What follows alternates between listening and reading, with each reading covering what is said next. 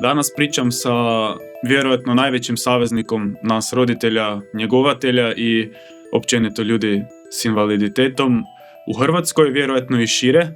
Evo, moja supruga i ja smo odlučili napraviti jedan malo duži format, oblik videa, napraviti podcast, PNB podcast, i ovim putem, evo, Jan, zahvaljujem ti se što si pronašao vremena za nas i na kraju hvala ti što si mi dopustio da se igram podcastera. Pričali smo baš o svemu, dotakli smo se puno toga, ali evo, najbolje ćete čuti sami. Ajmo u fotelje.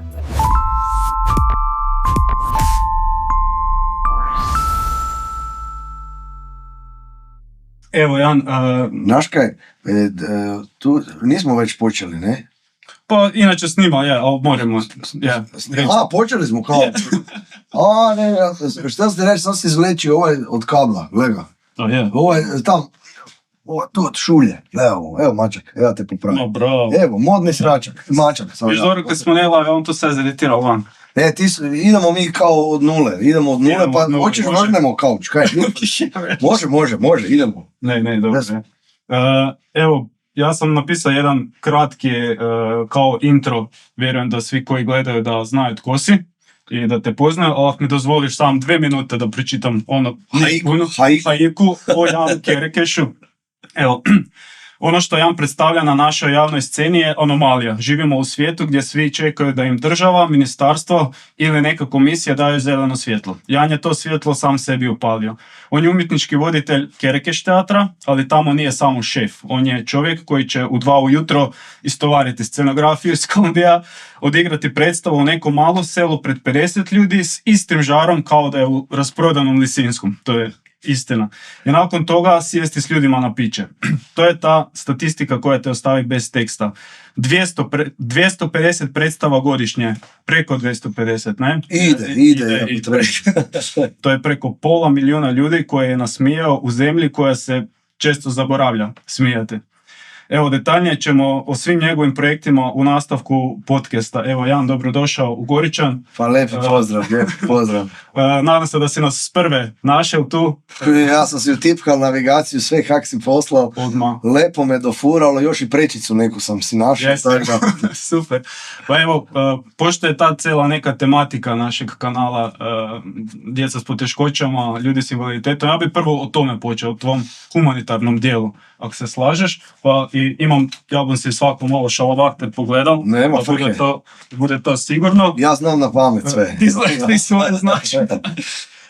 Za početak, daj molim te mi reci detaljno o svim procesima koji se moraju odigrati da bi ti jednu humanitarnu predstavu uopće odigrao. Nije to samo sjedemo auto i bok, 1 sat, ne? Koliko tu svega? Da, to je onak procedura po meni u Hrvatskoj jako zakomplicirana. Vidim da jako puno ljudi koji hoće organizirati bilo kaj humanitarno se nađu pred zidom već na prvom koraku, a to je administrativni korak, i dogodi se to da puno ljudi vjerojatno i odustane na tom putu. Sad mi kao Kerekeš teatar i kao firma Keraktiv, mi ne smijemo raditi humanitarne predstave i onda ih kao takve ne radimo. Mi organiziramo normalnu predstavu, predstavu za građanstvo gdje se prodaju ulaznice i onda sav iznos koji smo zaradili od prodanih ulaznica odlučimo donirati. Dakle, to je donacijska predstava i ako... Moja mama se često ne slaže s tim. Moja mama jednostavno vjeruje da treba tu nešto još dodatno napraviti, ne znam što treba napraviti. Međutim, ja sam taj možda koji je onak tu tvrdoglav, koji jednostavno si mislim da ako nešto krivo radim, ako me neko želi kazniti zbog toga što ja i svoj honorar i honorar, ne znam, drugih zaposlenika odlučim ne uzet i odlučim kompletan iznos donirati, ako me neko zbog toga hoće kazniti, nek me kazni. Jer jednostavno sve je ovak dosta komplicirano, prekomplicirano, i onda mi nemamo ni vremena sad da za svaki upit kad nam neko pošalje, bi mogli nam pomoći sa humanitarnom predstavom ili donacijskom predstavom, evo, nek se zove kak se god zove, jel bi nam mogli pomoći, evo ga, predstava za pomoć, nek se zove, evo ga, ja samo imam sve tu u glavi, samo to treba sad napraviti, to ne treba napraviti za godinu dana, to sad treba napraviti, znači sad treba dogovoriti u roku 5 minuta taj termin i treba dogovoriti dvoranu i treba za pol sata taj vizual biti u izradi, za jedan dan trebaju plakati biti vani. Znači nema se tu vremena često, mislim da znaš i sami to najbolje možda od svih. Jako brzo ide vreme i mi smo tu ti koji ga samo možemo malo zaustaviti da pomognemo, jer ide dalje onda opet duplo brže. To sam baš htio posvjedočiti. Evo, tko ne zna, odigrao si za Petra. Imamo ti već tu na ovom kolažu na slikama kaj mi je pozadina. Super, hvala. I evo, stvarno mogu reći da je stvarno išlo točno kak si rekao, javio si se na WhatsApp ti meni, vidio si na Facebooku, halo Buras, pa ja tebe znam. Dolazimo i onak, ja sam se primila me panika, počeo sam odmah koga prvo zvati, školu, dvoranu, apsolutno niš nisam morao, sve ste vi odradili, sve. Došli ste trojica, još ste si otišli prek kavu popiti, tam u kafić, nisam niti stigao platiti kavu. Drago mi je kad smo se našli prije, poslije sam morao juriti doma, to su bila druga vremena. Ja sam imao ta 4 eura, ajmo to zapit. Idemo, ubimo i stvarno, evo, drugi dan novac je bio gore i ne sam da se odričete honorara, morate vi doći. Vas je troje, svoje vrijeme. Ajmo, recimo to tako da delate s minusom, odnosno da čak investirate v to. Da, znači odemo mi na Korčulu i uzmemo si i sami ako treba i spavanje, uzmemo. To je jednostavno, kako da kažem, to je odluka koja se mora donijeti. Mene čudi zapravo da i ljudi, i privatnici, firme koje su ogromne, koje bi mogli puno više takvih stvari raditi i pomoći puno više, zapravo se ne odluče za to. To mi je strašno i zapravo sam odlučio da ću sigurno jedan dio svog vremena kasnije, kad izgradimo kulturni centar, upravo posvetiti tom nekom pozivu da educiramo i buduće neke i umjetnike i firme, privatnike, poduzetnike da stvarno shvate da, pogotovo na kraju godine gdje se razgovaramo o nekom novcu koji je na kraju krajeva neoporeziv, koji se može dati 2% dobiti, zašto se ne da? Zašto neka firma odluči prije dati državi nego donirati nekom kome treba? Evo to nikad nisam shvatio i vjerojatno neću shvatiti i čekam da me neko zapravo razuvjeri zašto je to bolje. Evo, stvarno se nadam da budu ljudi brzo progledali i da budu skužili koliko stvarno ima prvenstveno djece, a onda i odrasli ljudi poput Petra i poput onih kojima mi pomažemo, koji stvarno trebaju pomoći, koji bez tog zajedništva te pomoći jednostavno ne bi uspjeli izdržati. I oni koji ne otvaraju stranice, koliko je takvih, kaj ne idu van. Kužim, je. Ovo smo rekli za Petra i bio sam na vašoj web stranici Kerekeš teatra. Od 2013. ste gore izlistali predstave humanitarne koje ste odradili. Evo, ja sam ih prebrojao 62.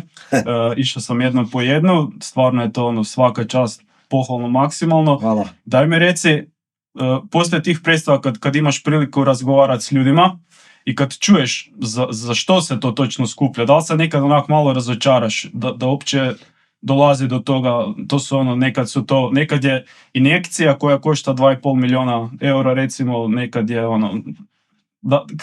kaj v tom trenutku misliš? U tom trenutku mislim koliko smo mi zapravo banana država koja nema svoj fond za takve stvari, za doslovno ako se razgovaramo, ovo dijete iz Hrvatske je jedno od 3-4 djece na svijetu, ili jedno od 10 djece na svijetu koji ima tu i tu bolest i taj lijek pomaže.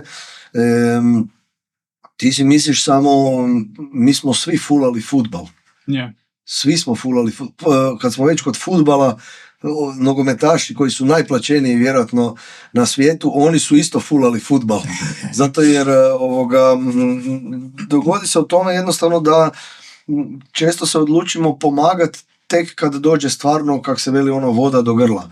Tek kad je onak crveno svjetlo upaljeno. Ja mislim da bi država, prvenstveno ako se zovemo već država, ako smo se tak borili za tu državu, onda treba se stvarno dogoditi da ta država brine o svojim ljudima, pogotovo onima kojima treba pomoć najviše, a to su bolesna djeca. Evo ga.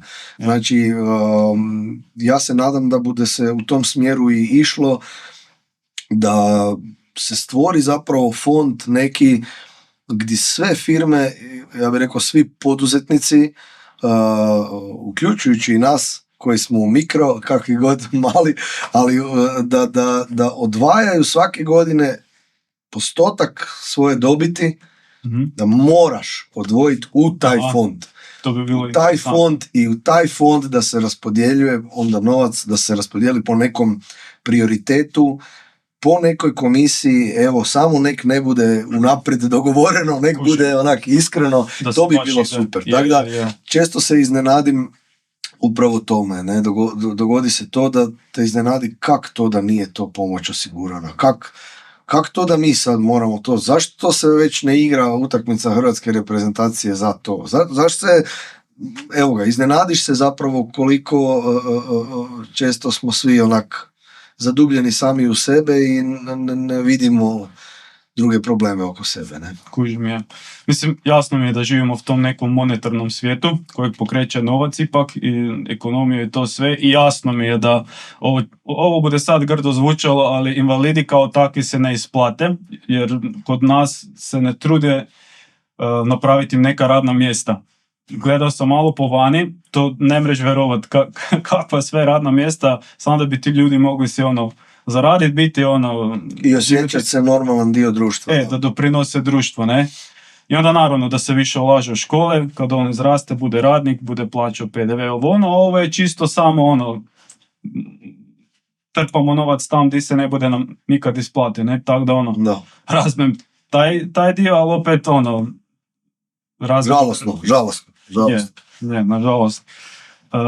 I još sam sam htio, kad se tiče te inkluzije, sad kad sam to govorio baš za ta radna mjesta i to, zanimljivo je ja sam evo prvi primjer isto prije kad nisam imao Petra, nije mi to bilo na kraj pameti, to je tam negdje, i jednostavno je nekak čovjek po prirodi složeni da dok vidi dijete s kolicima, s milion cjevčica, aparatima, onak ili se okreneš proć ili onak nelagodno ti je u tom trenutku. Je, pogotovo restoran, pogotovo, ne znam, neko javna površina. Da li misliš da se može i tu s tom inkluzijom, i hvala ti kaj si dio toga svega, s tom inkluzijom onak staviti pod nos 100 put, ako neke vidiš 100 put, bude ti postalo normalno?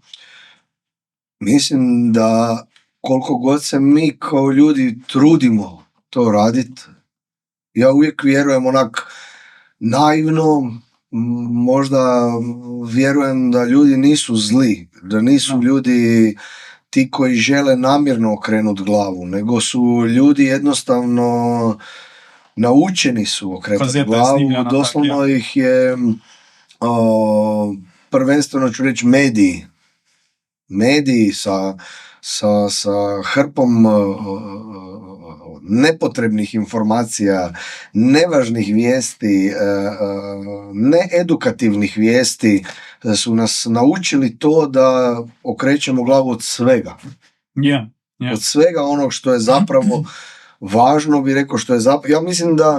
Ja mislim da mi koji, kako da kažem, se trudimo shvatiti obitelj, shvatiti neke vrijednosti obiteljske, evo ga, mislim da smo uvijek tu se osjećaš na kraju malo razočaran, zato jer imaš osjećaj kao da u nekom trenutku, evo ja se, bar u svom društvu, osjećam se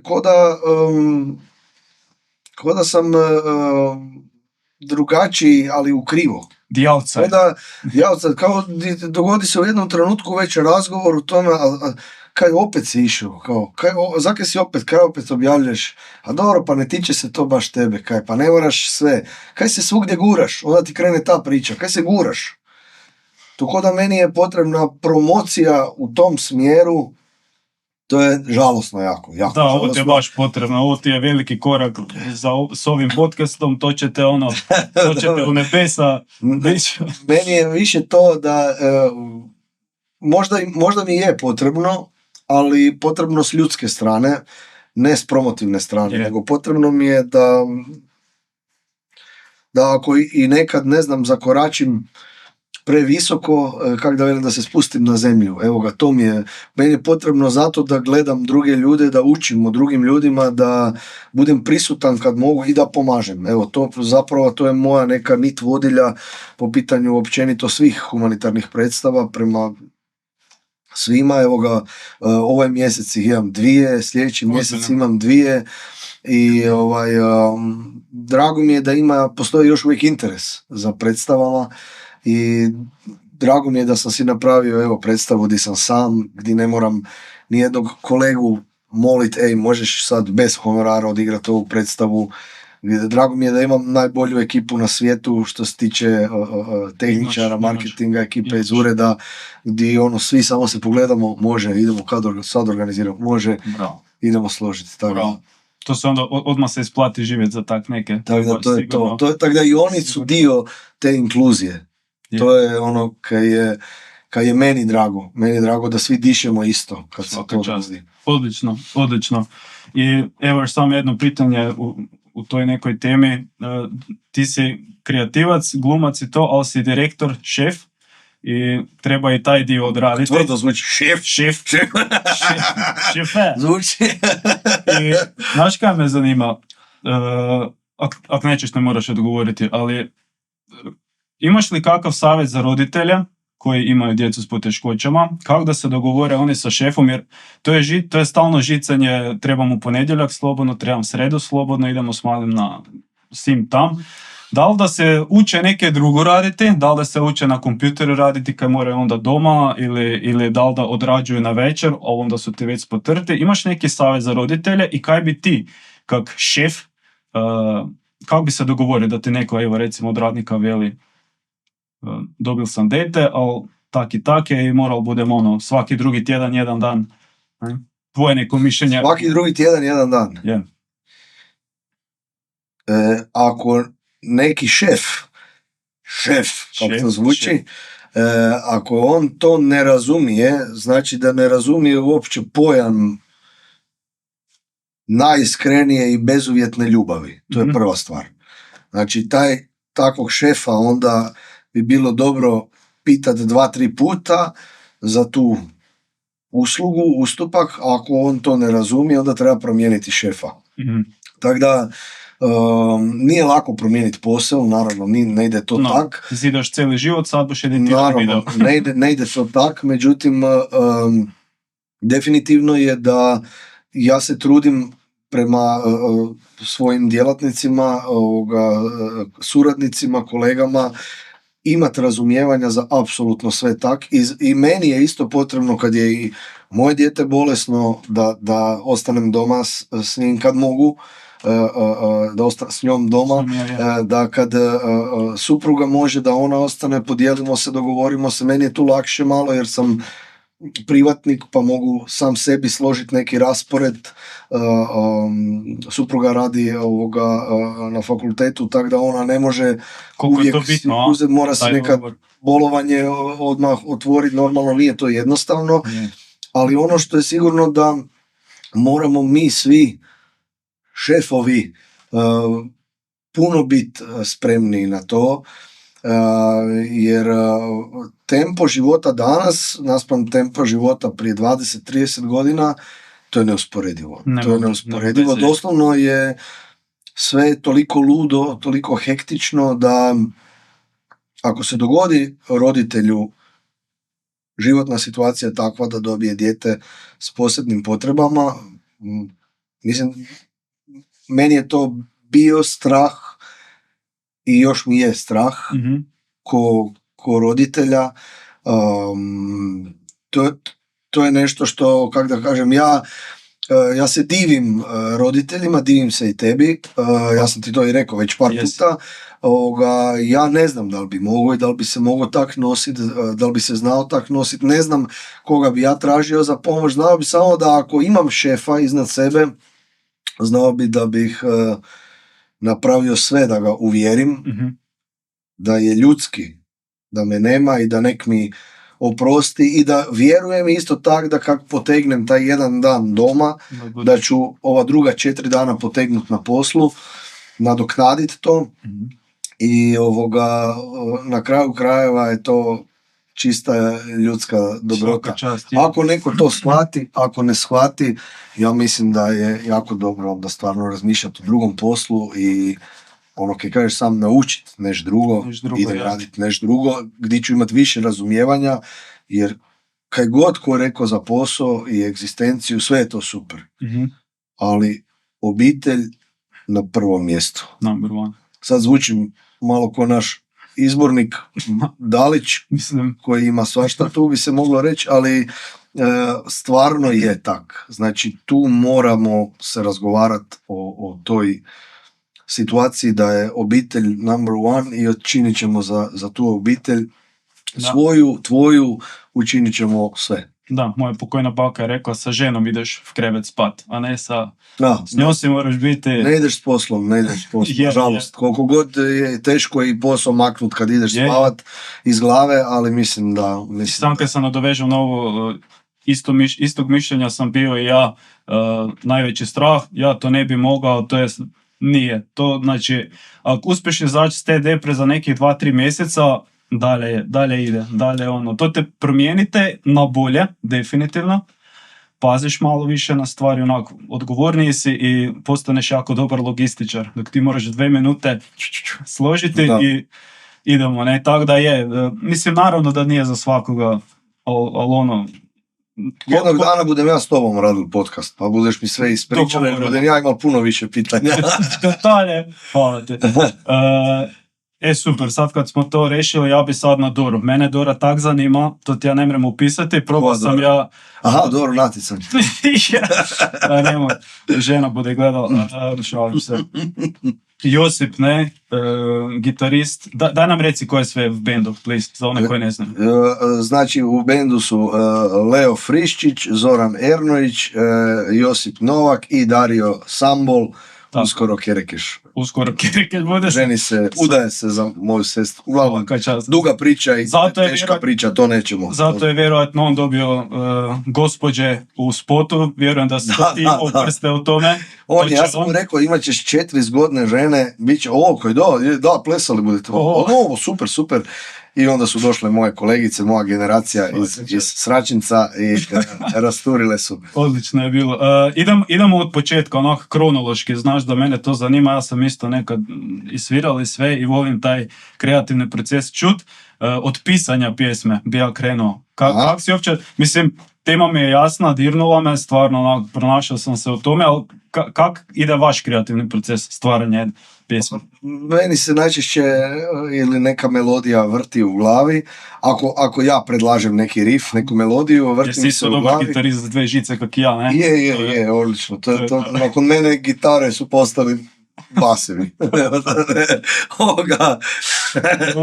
Ja sam taj koji, kak se zove, si voziš se u autu, Varaždin, Zagreb i onda si snimaš na diktafon. Daj mi sad to i onda pošaljem, Joža, daj složi ovo, ne. Leo je prije radil Muzu, nam radi i sad ovoga, sad je Joža je malo nam preuzeli inicijativu i zapravo ko kak ima ideju, jednostavno ideju izbaci van iz sebe, ono je super kod njih da oni mogu to snimiti na kompjuter, moj najdalji doseg je taj crveni gumbić za diktafon. Nakon toga si krenem zapravo raditi po toj nekoj pjevnoj melodiji, si krenem raditi tekst pjesme, napišem tekst, dođemo na probu, na probi isprobamo, promijenimo neki dio, skratimo, produžimo nešto, i onda velimo idemo snimiti to, snimimo bubanj u studiju, gitare, To je super.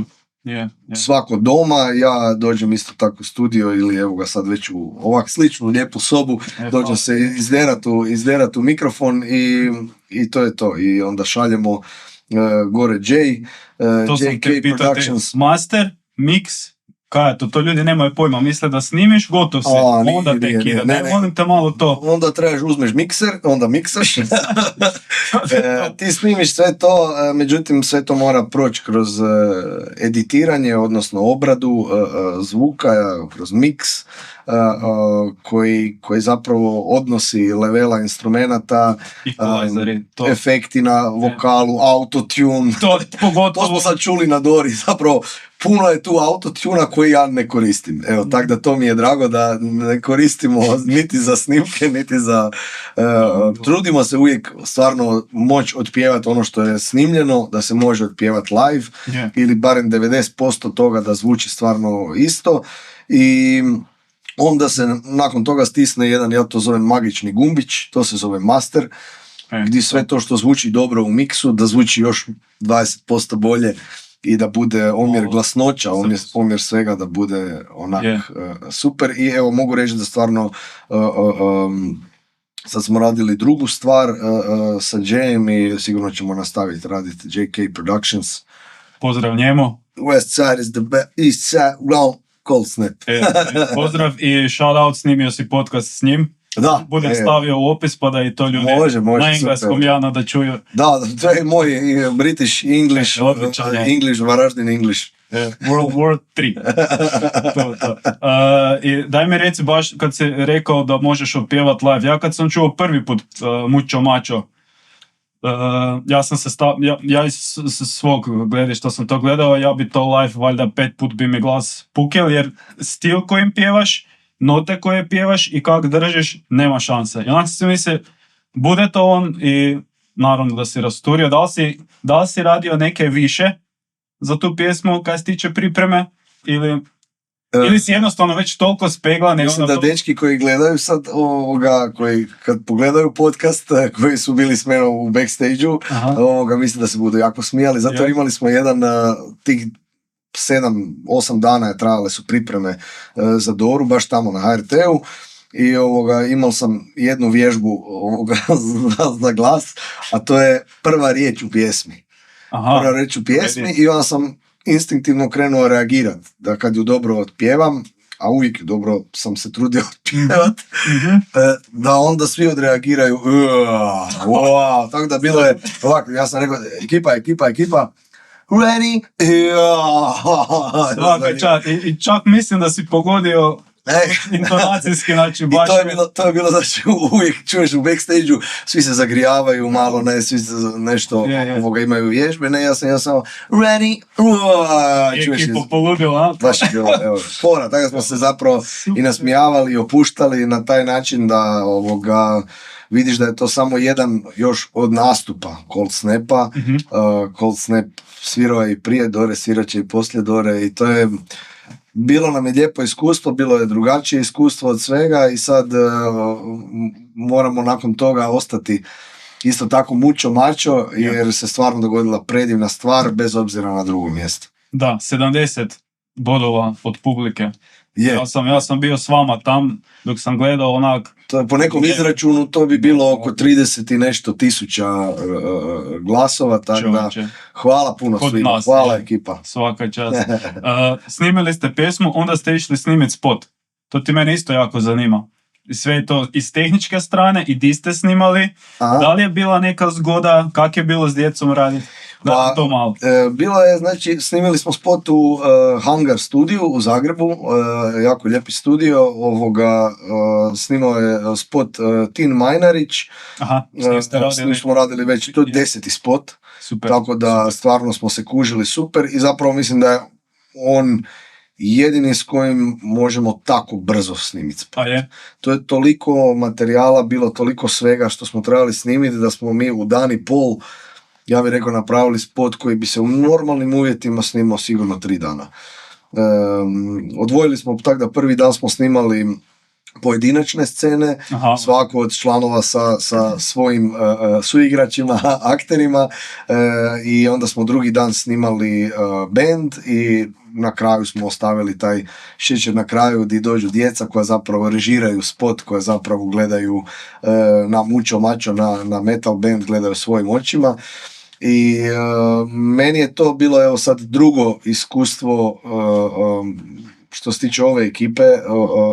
Davno još prije smo radili jedan spot koji je isto važan sa djecom, jako osjetljive tematike, na temu pedofilije u crkvi, koji isto tako nekom je sjeo dobro, nekom nije sjeo nikako. To je ta nelagoda.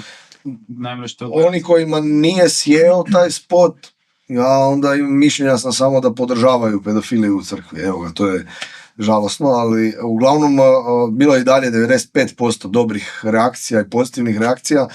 Isto je bilo i tako za pjesmu Fader, gdje se zapravo događa nasilje u obitelji, događa se zapravo opet neka priča koja je važna za danas zagovoriti, da bude edukativna. Evo sad bili smo prije 2 dana u Umagu s predstavom Godišnjica mature, koja je isto vezana za vršnjačko nasilje. Zapravo na godišnjici mature u 20. se jave problemi koji su prije 20 godina nekom ostavili trag i trajne posljedice. A kao dječja posla. A u Umagu se dogodilo to, evo ga, mi nismo ni znali, kad smo tek odigrali predstavu, smo shvatili da je doslovno pola dvorane se plakalo na kraju predstave, jer je neko dijete u srednjoj školi, u 1. razredu je došlo s pištoljem u školu, sva sreća spriječili su ga na vrijeme i ravnatelji svi, ali poanta je ta da spotovi su svi tu, i glazba i tekst je tu da ostavi nešto, da nije pro forme, da nije glazba radi glazbe, tekst, spot radi spota, nego da bude neka priča ispričana. Tako je na taj način, evo, Mucho Macho malo otišao u pozitivu, otišao je u to da zapravo imamo samopouzdanja. Ja sam se našao u zadnjih par godina u nekoliko situacija gdje mi jako nedostaje samopouzdanja i gdje propitkuješ sebe, propitkuješ zapravo svoje, pa nekad i svrhu svoju, i onda mi je bilo potrebno da napravimo takav spot, pun boje, pun života. Svaka čast. Tebi nedostaje samopouzdanje, kome onda? Je. Zanimljivo. Da, pun boje, ko vam je radio taj Color Grade, ja sam to gledao, to je valjda bilo na... Jure Cukar, a montaža Fran Dobrenić, evo ga. To je valjda bilo tamo pik, da ne klipa, uzima oči. Naigrao se, da. Mislim da više nikad neće vidjeti žuto, narančasto i crveno u životu. Ne, odlično. I daj mi reci, Jožo mi je bio spomenuo, to su autohtono marijači odjela, prava pravcata. Znači to niste kupili v Tedio, to je... Los Caballeros su nam ustupili, pomogli nam u spotu u Dori. Tako da hvala puno i gospod Franjo. I onaj isto ili si to? Sombrero sam si naručio iz Poljske. Nije stao u onaj Box Now, tako da Box Now proširite onaj. To nije stao, pa smo jedva uspjeli nekako doći do njega, tako da voditelj scenoteke Boris je uspio da 3 prijatelja je potegnuo da dođe u Veliku Goricu u neko skladište Box Now koje ne postoji nigdje na mapi, da dođe po taj sombrero, znači, da uspijemo ga sačuvati, tako da... Odlično. Ali je isto original, i onak je malo kad uhvatiš neki takav komad nečeg što je neki kostim, nešto što je iz druge zemlje, onak imaš osjećaj kao da držiš isto tak neke ljudske sudbine. Jako je dobar feeling. Super, odlično. I Dora, mene isto zanima onaj dio dok snimate i dok dogovarate kamere i kadrove, kako bude to išlo, kako izgleda taj proces, kako to ide? Pa, znači, radi se koncept nastupa gdje moraš u konceptu nastupa, to sam ja radio za Cold Snap, gdje moraš napisati apsolutno sve. Znači, čak mjesec i po ranije moraš predat želje kako želiš da reflektori izgledaju, kako želiš da kamera se kreće, koji kadrovi, trenuci svi, u kojoj stotinki sekunde ide vatra, kad se šta mijenja, tako da ja bih rekao da onako meni je to iskustvo bilo super, zato jer stvarno si dobio uvid u to kako izgleda maksimalno pripremljen nastup. Taj nastup je trajao 3 minute, tako da to je neki put kako se radi i programira stvarno onaj nastup od recimo sat i po. Jako dobro iskustvo. Tako da mislim da je i ove godine pozornica bila jako lijepa, izgledala kao mali svemirski brod. Imali smo super čovjek, Aleksandar nam je radio odličnu animaciju. Žao mi je da zapravo se u svim kadrovima ne ulovi cijela animacija. Raskadrirano je normalno, ali evo ga, možda čak budemo vidjeli da li možemo objaviti Mucho Macho vizual ko neki lirik video kroz animaciju, to bi super bilo mi lijepo jer je stvarno napravio super posao i sve u svemu je zapravo to iskustvo brze pripreme, imaš 30 sekundi za izmjenu, znači u 30 sekundi se to me zanima. Puno ljudi me pitalo jel to ide uživo. Da, ide uživo. Beži. To nije novogodišnji program. To ide uživo, tako da imaš 30 sekundi da makneš scenografiju onog koje je prije bio i da se postavi tvoja scenografija, što je pogotovo u finalu bilo dosta ludo jer je prije nas bila Stella Rade koja je imala stijenu cijelu, tako da se trebala maknuti, postaviti drum riser i pripremiti se u 30 sekundi. Ali evo ga, sve se uspjelo, tako da mislim da su i ljudi na HRT-u super posao odradili. A sad sve ostalo, ja bih rekao, sve one struje, osim dvofazne i trofazne u koje se ja ne razumijem, to ćemo staviti za sebe. Može. I znam tko je sigurno dobio otkaz, onaj tehničar vaš koji je fulao. Ne, on je sve krivo napravio. Znači, katastrofa. Jedino od plesa dobro, ajde, od plesa je dobro, ali sve nije dobro za šrafo s Francuzom. Onda je, odlična fora i baš je bilo ono, jer kaj ćeš, nećeš si plesačice, ne? Kombinirati nešto i čija ideja bila? Moja bila ideja jer je zapravo si tu dosta ograničen jer smije biti na pozornici maksimalno 6 ljudi. A zo? Znači, nas je 5, smiješ imati samo još jednog čovjeka. Tako da smo odlučili se za tehničara koji iz Gableca kasni na nastup. Odlično je bilo. I da, za ovaj spot, za Mucho Macho, vjerujem da ste tu koristili novce koji ste dobili još od sredstava za film Marginalci od Hrvatskog audiovizualnog centra. Da, ostalo sve kada je ostalo, koliko je uopće to bilo? Pa dobili smo 0 kuna, tako da smo si onda još ovaj ostatak iskoristili. Za spot. Daj malo, znam da stalno govoriš o Marginalcima, ali meni je to fantazija. Jednu večer kad sam sjeo na Netflix i kad sam vidio kako ti to veliš The Outsiders, vidjeti vaše face tam gore, gospodin Ljubomir i ti, nevjerojatno i nažalost nisam išao u kino gledat, ali sam ga pogledao na Netflixu, odličan je, pišali smo od smijeha i naravno da sam ja opet gledao malo više s te tehničke strane. To, vjerujem da je to puta 10 kaj se tiče logistike i kaj se tiče tog svega i još glumiš u njemu. Kak taj proces ide? Koliko tu ljudi oko tebe stoji? Kak se dugo slaže scena? Pa, mi smo znači nezavisni producenti. Htjeli bismo biti ti koji dobe veliki novac. Sad je svadba je u kinima napravila doslovno čudo. Ja bih rekao možda svjetskih razmjera čudo i stvarno su, ja sam se super zabavio na filmu, meni je bilo guž gledat, ide prema 2 milijuna. Možda kad bude već podcast vani, možda već prošlo 2 milijuna gledatelja. Ne, to bom ja danas editirao ideva.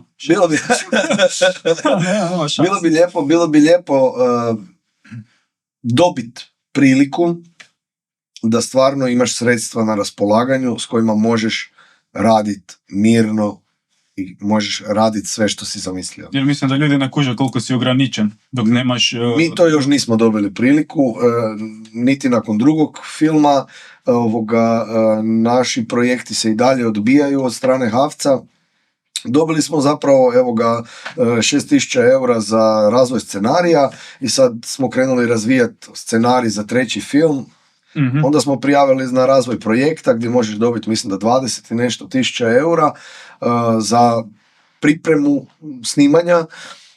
To nismo dobili, opet smo bili odbijeni, tako da to je meni se događa, kako da kažem, jako brzo ide vrijeme, vraćam se na početak, gdje ja čak se pitam da li imam vremena prijavljivati nešto 5 godina i čekat da to, već bude mi neki glumci koje želim u filmu, možda ih više ne bude. Ja to tak gledam. Nažalost je tak, ali to je onak, that's life. Znači traje to. Ja sam više za to da ako možemo staviti glave zajedno, idemo svi se pogledati, idemo svi stisnuti, idemo napraviti onda možda i treći. Nezavisni film za 0 eura, više nisu kune u pitanju, sad je još gore euri, tako da sljedeći film je o grobarima, Pokopaj me nježno, deficitarno zanimanje grobari po predstavi koja je isto odigrana već više od 100 puta i mislim da to će nakon dugo vremena biti prvi glavni lik Međimurec u filmu, tako da ići ću još i na govorne vježbe, ići ću svašta. Radi se o tome da u takvom procesu snimanja, kako smo snimali u Furaj se i pukni, pa onda Marginalce i sad evo ga pripremamo Pokopaj me nježno, ti moraš imati u sebe entuzijaste. Ti moraš imati ljude koji razumiju u startu da ne radimo za pune honorare. Neki od nas, poput tate, mene i sestre, radimo za 0 kuna, eura, znači nema honorara. I to je to nešto kaj si moraš prvo razlučiti u glavi. Znači, ako ti očekuješ da ćeš genijalno profitirati financijski od filma, Kerekeš teatra ili Keraktiva, nećeš.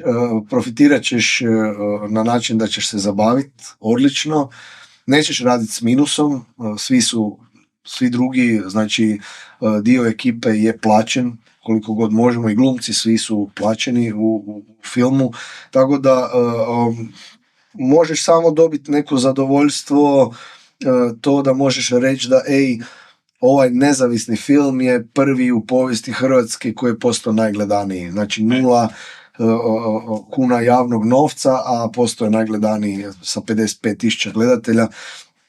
To je neki lijepi podatak. Tako da sad sljedeći film koji radimo, možemo možda razgovarati o tome da srušimo vlastiti rekord kao nezavisni film i da imamo još više gledatelja u kinima, i to je nama jako lijepo. Meni je super bilo čut kad čuješ ono da se cijela kinodvorana 50-70 puta nasmije u tih 90 minuta, i mislim da je to zapravo najljepša stvar, i mislim da ta mala ekipa koja je snimala se itekak jako dobro poveže za vrijeme snimanja, i evo, svi ljudi s kojima smo snimali Marginalce su i dalje uz nas, i dalje su dio ekipe, snimamo i kratke videe za frkancije, skečeve,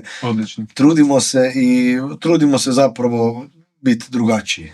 I kako pronalaziš ljude, imaš neki detektor ili razviješ ono s vremenom, vidiš da li od čovjeka, da li je čovjek spreman, kak si i sam rekao, ono, da odmah kuže da to nije, ne znam, ono nešto ekstremno, i onak, da li su spremni odricati, jer, na primjer... Nisu svi spremni. Ne, a? Nisu svi spremni. Ja mislim da i od ekipe u Furaj se i pukni, u Marginalcima jednostavno vidiš koga bih mogao imati u sljedećem projektu, na koga računaš, i onda vidiš ko je jednostavno u jednom trenutku u procesu si mislio, vidiš po njemu, po očima, vidim da si mislio što mi ovo treba. Odmah ti je jasno. Tako da ja poštujem i te odluke, nije to lako. Ne, jasno, ljudima ne mora neko dijeliti moj entuzijazam. Naravno. A propos toga, tata i ja imamo naš entuzijazam po pitanju teksta i cijelog filma, zato jer vjerujemo u to, ali neko tome pristupi baš kao posao, ne kao životni poziv ili neko uzbuđenje koje je vanserijsko. Kužim. Znaš kaj, ja budem ovo, ne znam zakaj je tak zima, meni su ruke mrzle. Meni je dobro, pa stavi, evo ga, sad je 6 stup, stavi. Je dobro, 29. Odlično je. Ovak, idemo mi dalje. Koliko ti imaš tih papira? Evo, već smo na... Ne, to mi je samo onak za kad neke ne zabim pitati, jer sam se to pripremio, sve me zanima. Mene zanima da li imamo mi baterije na kameru, ali vidim sve je spojeno, tako da, kad se mene tiče... Testirao sam 9 sati snima. Odlično. Znači da, i dnevnicu budem dobro, pa to je. pa nisam ti već dao vani, nemoj. Moramo se još malo o glazbi razgovarati. Otišli smo na film, ja bi se još malo o glazbi, zato jer dijelim taj tvoj entuzijazam prema tome. Ja sam isto nekad davno isto bio... Sjećam se, mi smo skupa i svirali. Tako da. Svirali smo, pa bih htio, ako možeš ljudima reći za onaj koncert, Plastik, Fantastic, za vrijeme korone. To je, ja mislim, bio... Metal Plastic Show. Metal Plastic Show. Broj 1 koncert u Hrvatskoj. Daj reci kako je to išlo priprema i opet ovaj logistički dio da ljudi vide koliko je tu bilo. Pa opet je bila siva zona, ne? Bila je siva zona, bila je korona, nije se smjelo svirat, nije smjelo biti koncerata. Mi smo kao Kerkeš teatar onda organizirali predstave na otvorenom isključivo uz razmak od 1 metar i određen broj stolica koji smije biti na određenom području, kvadraturi. I ja sam tu ko metalac, ko ljubitelj koncerata, sam došao na ideju da napravimo prvi koncert žešći, metal glazbe, da napravimo prvi da napravimo da ljudi sjede na plastičnim bijelim stolcima. Bio je onaj video upute, ne? Da, video upute smo složili, di trebaš dezinficirati se, tu smo svi isto snimali, to je bilo odlično, to ima na YouTube-u još je isto, Metal Plastic Show, nešto. Uglavnom, dogodilo se to da je koncert imao svoje dobre trenutke i onda u jednom trenutku ko da su ljudi znali da te mjere i da sve to je jako, jako upitno i da što dulje traje, to ima više upitnika i nelogičnosti. Tako da mislim da su ljudi svo svoje neko nezadovoljstvo i kočnice sve su pustili tu noć. Doslovno mi smo krenuli svirat. Već kad ste vi svirali, već su se neki ljudi dizali sa tih stolica, nisu mogli predugo sjediti na jajima, onda su ustali i mi smo nakon, mislim, 3. pjesme samo sam krenuo brojati plastične stolce koji su trgani, koji lete po zraku i samo sam si mislio, joj, to je subota, još sutra ima jednu predstavu, znači manje ulaznica, možemo prodati. A nema ti prodati stolice, kupiti stolice? Tako da bilo je baš oslobađajuće i meni je bilo potrebno to, mislim da svima koji su bili, od 400 ljudi je bilo na koncertu. Rasprodano, To je imamo i Serenity live snimku, tako da to je isto za pogledat kak je to bilo, neka luda vremena. Budem ja to stavio sve dolje u opis, pa pogledajte. Luda vremena i nadam se da se ne budu više nikad ponovila. Ja isto, evo, iskreno. Vis-a-vis korone, mislim. Je, svirki. Obavezno. I daj mi reci, idemo sad još malo prije Cold Snap. Prvi spot koji sam ja osobno vidio je bio Insurrection. To je prvi naš. To je, znači, Matija iz Goričana, jedan kolega, išao s Leom u razred u srednju školu. I veli, odite vidjeti kaj je moj kolega, ovo je njegov band. I to se sjećam, bio onaj Pentium 3 ili 4. Kad smo gledali spot, to je nam izgledalo svjetski, Amerika čoveče. One ste stavili, ste polijepili war riječi, pa ste trgali i kadrovi, nama je to bilo nevjerojatno i idemo povući paralelu taj prvi spot i ovaj zadnji spot. Na čemu ste snimali onda, koji ste software koristili, kak je to išlo i ovo sada, mucho macho? Onda je bila kamera koja je imala VHS kazetu, lijepo unutar se prebaci ili beta, ne znam kaj je bilo, uglavnom znam da smo trebali paziti koliko snimamo, nismo mogli 100 puta ponavljati. Pogotovo taj dio imali smo Hammer papire koje smo povezali sa žinjom, da se ne vidi, sa žinjom i onda smo ih spustili u kazalištu u HNK Varaždin, smo ih spustili sa cugom, tako da je cug ih držao ispred nas i onda smo mi ih morali razbiti, ali ne smiješ ni prejako jer moraš paziti da cug ne padne na tebe. Uglavnom bilo je to sve izazovno, i taj jedan pokušaj imaš, ne, ali je i taj spot je tad je bio je drugačiji i onda već 2 godine kasnije već je i ovo je užas, kaj smo mi to snimili, vidi ove kadrove, vidi svjetlo, nismo ni svjetlo na kadru. Kaj je svjetlo? Sve je krivo. Uglavnom, jako se brzo ta digitalizacija događala i događa se i danas.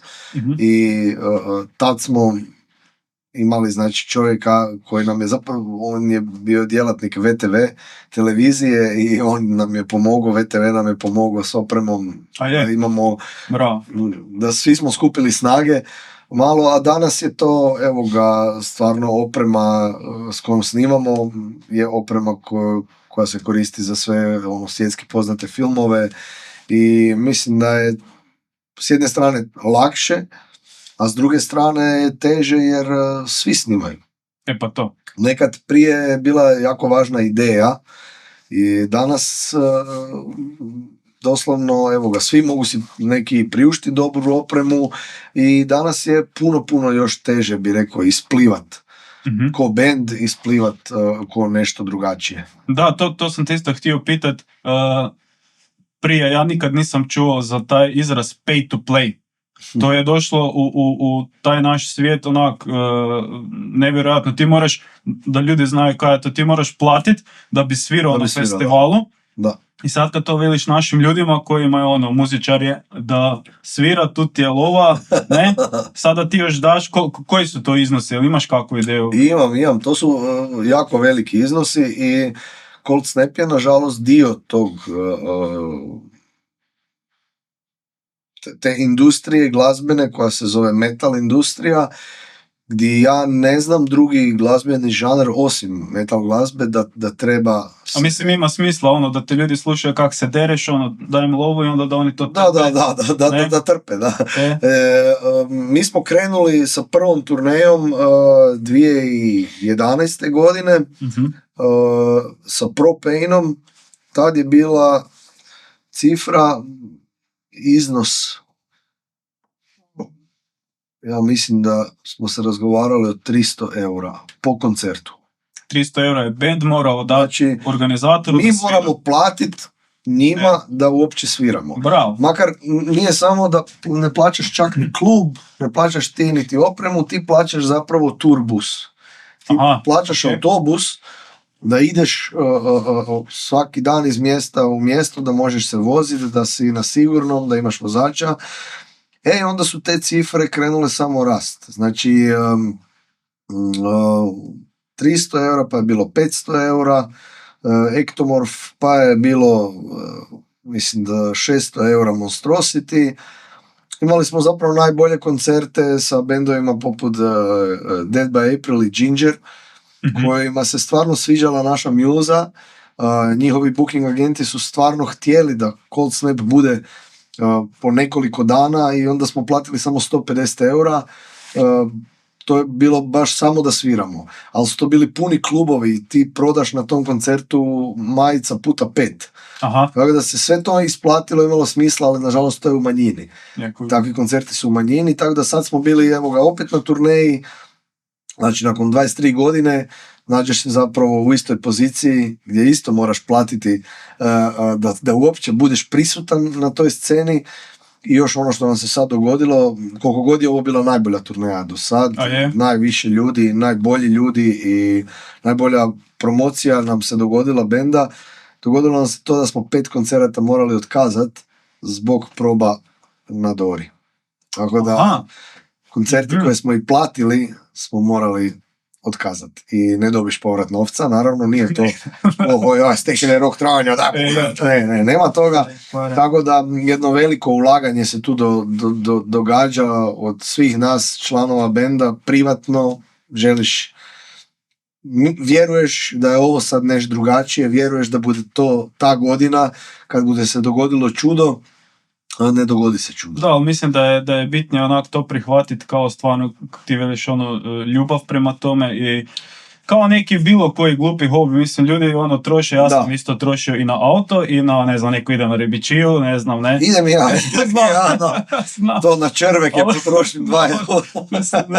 Ali ne znam, mislim da se oslobodiš ako prestaneš na to gledat tak kao ono čekaš taj neki breakthrough i sad će... Tim je lakše. Mi smo to odlučili zapravo kad je Cold Snap bio onako, ja bih rekao, dolje u podrumu, u suterenu, na najnižim nekim granama smo bili, kad sam ja odlučio nazvati Lea i našeg Nineka i pitati da opet se vrate u band. Aha. Evo, tu je bila ta odluka i moja da jednostavno više ne mogu davati energije nego što sam dao. Više me ne zanimaju ambicije po pitanju toga da mi ćemo biti veliki svjetski band. Bićemo band koji svira, koji voli svoju glazbu i bit ćemo band koji se trudi i dalje, ali da li zagriženoću ići preko, ne znam, preko svega, preko svih, zbog benda neću. Neću, znači to mi se događa i u poslu, zapravo ista stvar.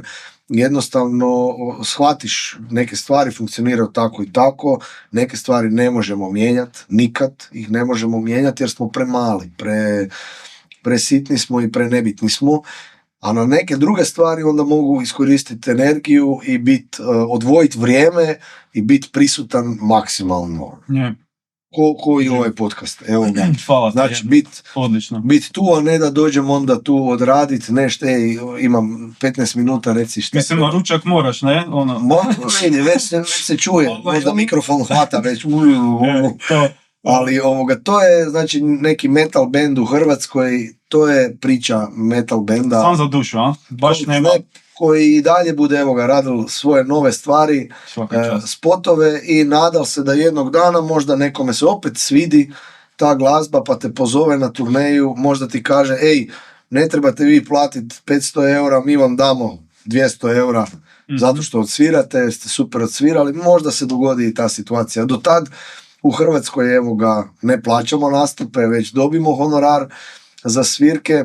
Da, ovo govorimo za inozemstvo. Ovo je za inozemstvo, da. I u inozemstvu znaju se dogodi da te neko pozove na festival, pa ideš gore, ne znam, blizu sjevera Njemačke, ideš za 800 eura, tako da ti taman je za najam kombija put i tonca, ali meni je drago da zapravo ne skrivamo to i da se možeš razgovarati otvoreno o tome da nije drama. Ono što je sigurno destimulirajuće, to je svima nama kad si ideš vrtit unatrag koliko novaca si odvojio već unutra, za to.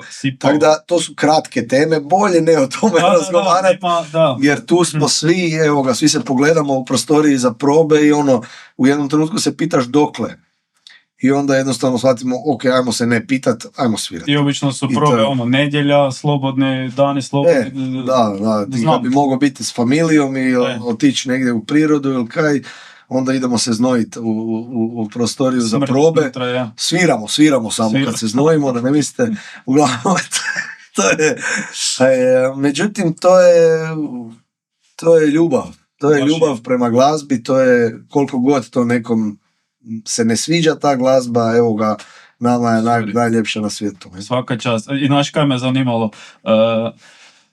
to je isto nije bilo prije toliko, sad je češća pojava da si možeš nekog uzeti, unajmit gitaristu, basistu, ako neko ne može. Sad je bio nedavno s vama Eugen Baranašić na turneji, svirao gitaru, vjerujem da je bio dobar. Da je radio. Bio je dobar, evo, ti znaš, ti si svirao s njim, tako da je, zapravo se dogodi to da, ja mislim da i drugi bendovi, i čak i od ovih bendova koji su bili s nama na turneji, skoro svaki bend je imao neku zamjenu. Jednostavno se desi. Možda opet zbog onog šefa o kojem smo pričali, možda opet ima neki šef koji ne razumije to da neko svira iz ljubavi, da neko si ne može priuštiti to da uzmem si mjesec dana neplaćeno.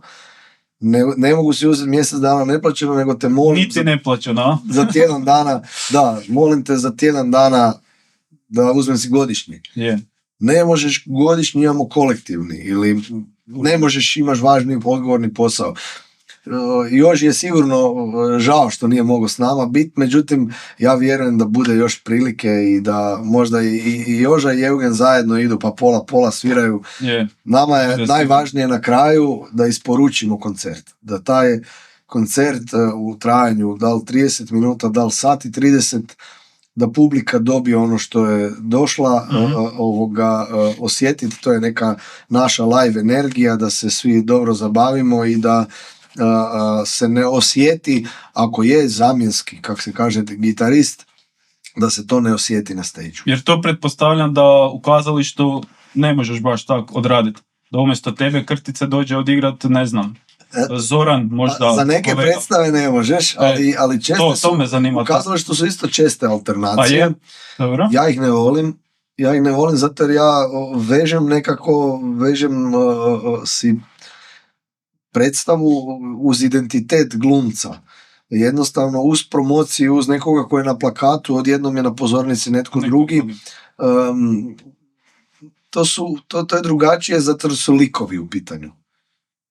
Tu je ipak primarno je glazba. Da, kužim. A tu su likovi, znači taj lik je vezan već uz to neko lice i onda mi nije dobro kad vidim na plakatu nekog, a tu svira netko drugi, odnosno pjeva netko drugi. Međutim, kod kazališta je to opet puno lakše zato jer se dogodi to da zoveš nekog da zamijeni nekog glumca ili glumicu i odmah mu nudiš 20 datuma predstava. Kužim. A tu nema toga, tu je, dođe svirati ovaj jedan koncert jer stvarno ne mogu. I daj se nauči. Sve pjesme i onda hvala lijepa, doviđenja. Ne, tako da... Koliko put si igrao nekakvu predstavu Bolestan? To puno puta. Najbolje je kad igraš s temperaturom, onda se oznojiš se i onda imaš 2 stupnja manje. Ne, baš sam htio reći mislim, naravno da nije bitno mišljenje, ali kak je ljudima teško kužiti da je to isto posao. To je isto, znači ne vidi se znoj kak na primjer kod Boštelca, konkretno, da. Ali to je isto posao i čak što više bolestan glumiš, ovdje ostaneš doma, moraš čekat, ne znam, kad je golden hour, to ti moraš snimiti od pol sata, gotovo, sunce otiđe, nema više, ne? Da. Nekad vjerujem da ste na marginalcima bili po cijele dane, ne? I vjerujem da ste vi svojoj ekipi složili neke za jest ili ste kak na Dori 6 sati kavu pili? Ne, bilo je baš bilo, to je koordinacija, znači svega toga je često je, velim, dijeljena s entuzijazmom, tako da u produkciji filma mi smo ti koji si peglamo kostime, peremo kostime, koji brinemo o cateringu, čistimo te tanjure, noževe, pa vratimo, evo ga, na ufuraj se i pukni, znam da smo pauze smo si naručili. Nešto, pa smo brzinski pojeli, uvijek je pauza pisana na snimanju sat vremena, nikad ne traje sat vremena, imaš 20 minuta, pola sata i ideš dalje. Na marginalcima smo čak imali catering koji nam se vozio, koji onda je ispao skuplji nego bilo šta drugo. Uglavnom, nisam ni znao da tak špagete bolognese mogu skupe biti, uglavnom, pogotovo u Konjšćini. Uglavnom, dogodilo se to jednostavno da koliko god ti odvajao vremena, energije, uvijek ti ostane još na kraju taj postotak entuzijazma i mislim da se to onda i vidi na kraju u produktu. Apsolutno. Nekad je to dobro, nekad nije dobro, ali osjećaj tog nekog zajedništva na setu ili u bendu je meni zapravo dragocjeniji onda od ne znam kakvog vanserijskog uspjeha koji je isključivo potkrepljen materijalnim nekim tuđim dobrom. Dobrom, kužim. I sad bi te pitao možda, ako previše zadira me odmah ispravi, ali najbitnija je podrška žene i najbliže obitelji, ne? Kak odigraš predstavu kad otiđeš od doma u nedobrim odnosima, recimo? Jer vjerujem, znači svaki odnos ima svašta nešto. Hvala, gasite kameru. Mislim, zanima me, možda nekome pomogneš, ja znam da ne mogu raditi kako treba dok se posvađaš, a ti moraš otići nasmijati 400 ljudi. Da. Da li imaš neki proces ili neki alat ili neki, ne znam, 20 sekundi da se izresetiraš ili jednostavno i to se mora s vremenom? Pa iskreno, Nabildat. mislim iskreni smo, ako smo si tu iskreni, Je. to ja ne dijelim, evo, inače nije me niko ni to pitao, tak da Sorry, evo. meni nije mi problem to izgovoriti. Je. Kad se dogodi da se ili posvađaš doma ili imaš Loš dan. loš dan, Je. težak dan, ne sa ženom, posvađaš se sa mamom, s bilo kim, s članom obitelji, s bilo kim, ja sam jako emotivan čovjek i sve jako doživljavam osobno i ne mogu glumiti to sam prema sebi. Kužim.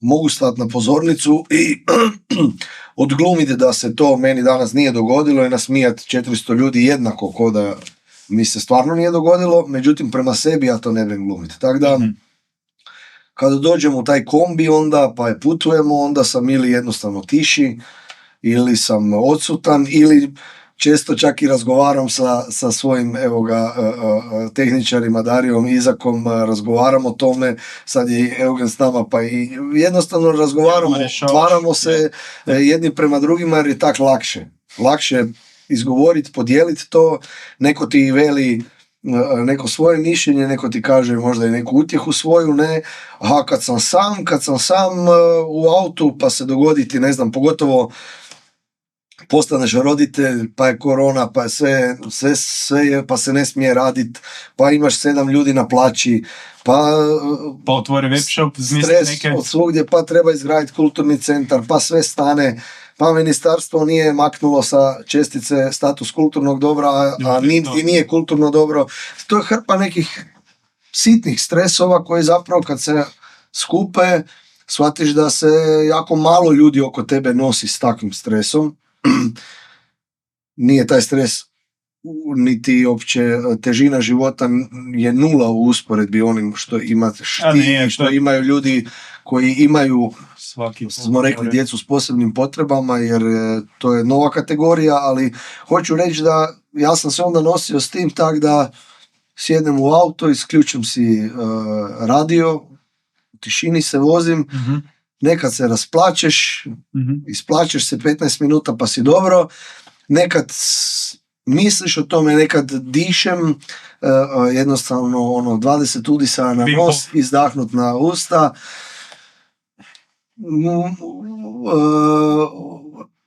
Tražim sam sebe, evo tako ću reći, tražim i upoznajem onda sam sebe, svoje granice i to mi je pomoglo neopisivo zapravo i razgovaram. Kad dođem doma, razgovaram. Svaka čast. Razgovaram. Neću sad pričati, daj please. Da. Daj 2 minute. Kužim. I sad kad smo u tome, daj odmah da se sam nadovežem, ako slobodno isto velim, sreli smo se u Varaždinu v centru za kralježnicu. Da. I onak isto, to je isto ono iza kulise, onak si mi rekao, ja sam bio tam zbog kičme i ti meni veliš da teniski lakat. Rekao, kakvi su to štapovi, da ti ne. Ali ne, stvarno dok ti voziš i dok je tebi stalno, ima to...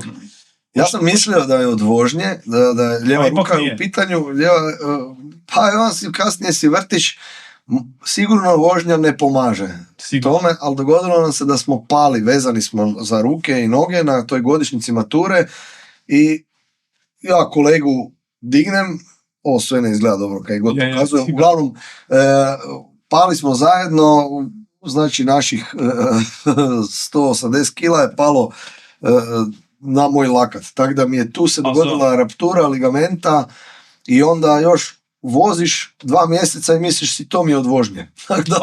To se sve stvorilo i stvarno evo ga. Nado centar, možemo ih izreklamirati. Nado centar. Gdje mi su pomogli? Jesu, pa vidiš da hodam.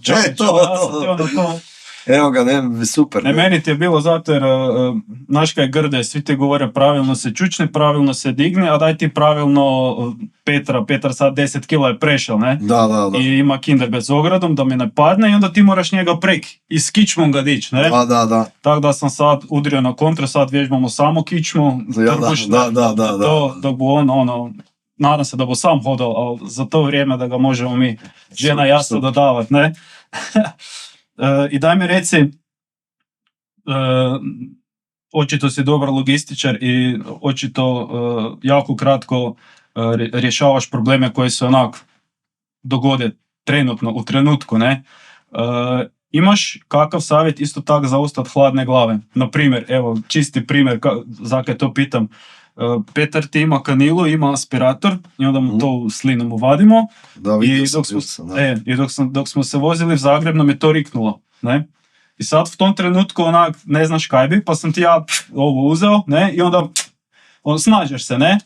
Ali vjerujem da postoje ljudi koji se ne mogu snaći tako brzo. Da postoji isto neki proces ili neki alat kako se čim prije smiriti, osim disanja, ili da li imaš neki, ne znam, evo, praktičan savjet kako probati, ili isto se mora zvježbati s vremenom da se dođe.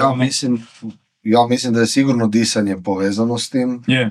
Znači, ko neka vrsta joge, ko neka vrsta meditacije, međutim u takvim situacijama ja vjerujem da 90% ljudi se ne bi snašlo. To je čisti instinkt koji onda proizlazi iz tebe i mislim da zapravo različiti ljudi različito bi reagirali. Ne? Ovo je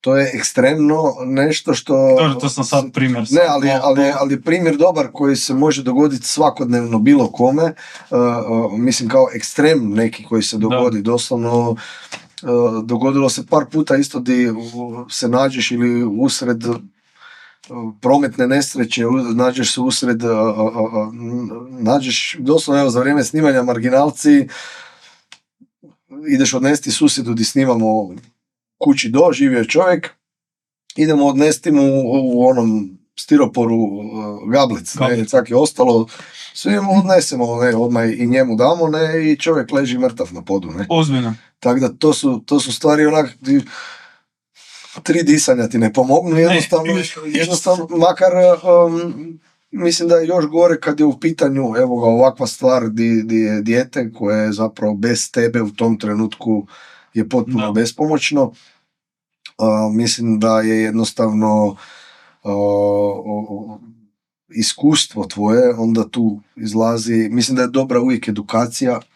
Obavezno. Mislim da uvijek razmišljati o tome, razgovarati o tome, znači kad se i dogodi da moraš se suočiti s bilo kakvim izazovom, pa i odvesti dijete na da li na terapiju, na nešto, jednostavno mislim da razmišljati što se sve po tom putu može dogoditi. Pa da ide s 20 godina starim autom, pa je vani -5, platit, znaš kaj je. Sve imat u glavi, sve to mislit prije nego se krene na put.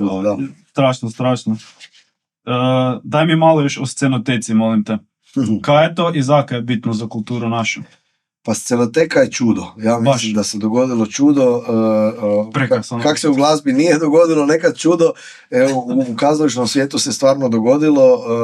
Scenoteka je naše kazalište u kojem smo u najmu na 10 godina, sad još 8,5 godina.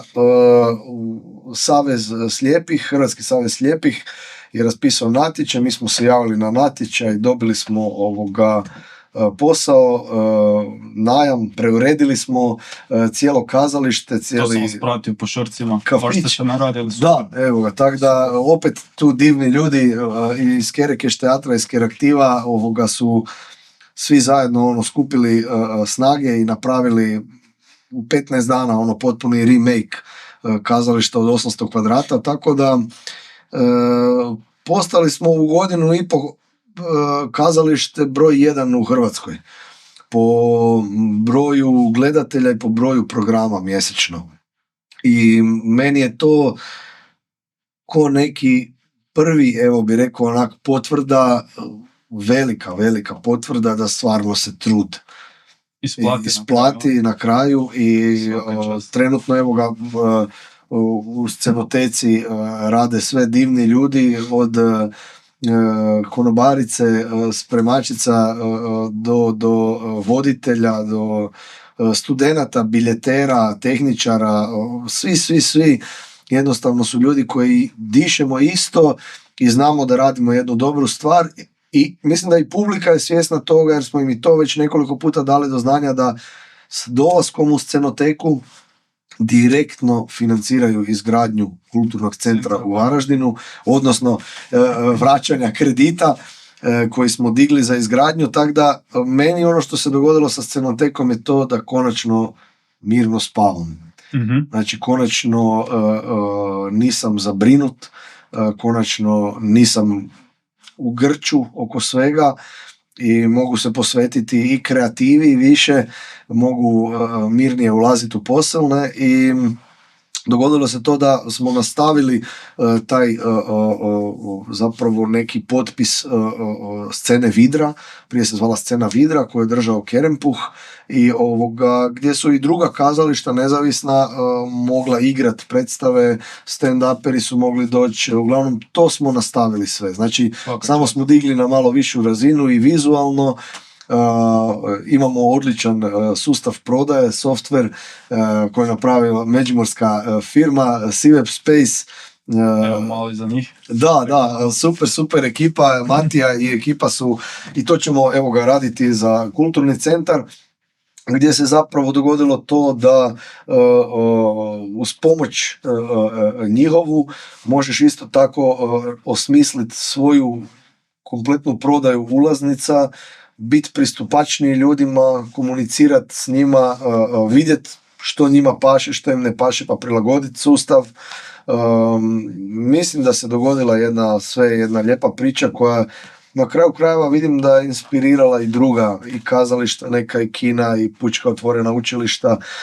I to je smisao svega zapravo, da ako si možemo napraviti svi zajedno da nam malo bude bolje, da bude lakše i da možemo doći do toga da možemo, evo ga, na kraju krajeva opet, ako se i dogodi neki lijepi plus, lijepi novac, akumulirati ga dalje, preusmjeriti i raditi sve ljepše, veće stvari. Ne? Svaka čast, da. I lijepo je vidjeti da sve dalje, sve više i više dajete i mjesto drugima, da nije tam isključivo Kerekeš teatar predstave, nego sve češće vidim nova lica neka... Da, javljaju se same kazališta iz inozemstva, isto dolaze, stvarno... Meni je to, evo ga, meni je to drago. Htio bi da možda možemo više suradnje ostvariti sa Slovencima. Aha.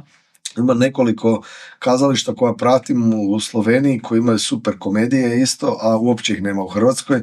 Tako da to mi je možda, evo ga, neki cilj da kad se otvori kulturni centar, tu smo onda malo bliže, još gore da ih možemo dofurati. Svaka čast.